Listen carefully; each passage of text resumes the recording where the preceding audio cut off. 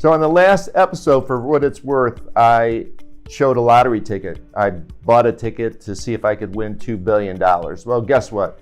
I didn't get any numbers right. So I was out of the running. So it's kind of a moot point what I would do with the money. But I tell you what I would do.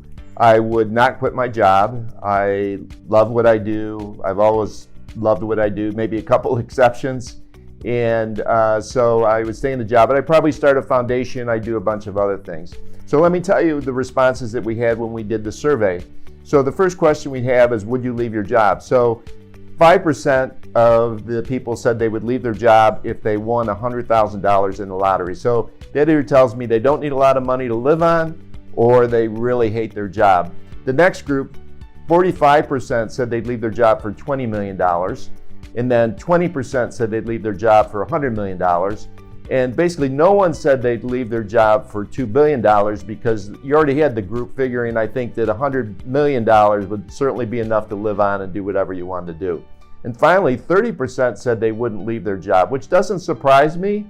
It's kind of that mix of they love their job, they'd probably do other things with the money, but they would not leave their job. So then the second question we asked is, if you won $2 billion, would you leave your job? And 60% said yes, 40% said no.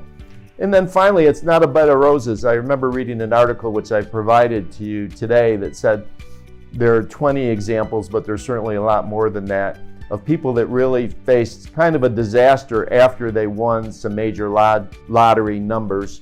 And so read the article and you'll see it's basically, I think it's not because it's the lotto curse, what it's called in some cases. It's really because people don't know how to handle major change like that. All of a sudden you're giving money that you never had, and you have all kinds of new pressures, all kinds of new opportunities, which some take advantage of, but also some kind of pressures that maybe they're not familiar with.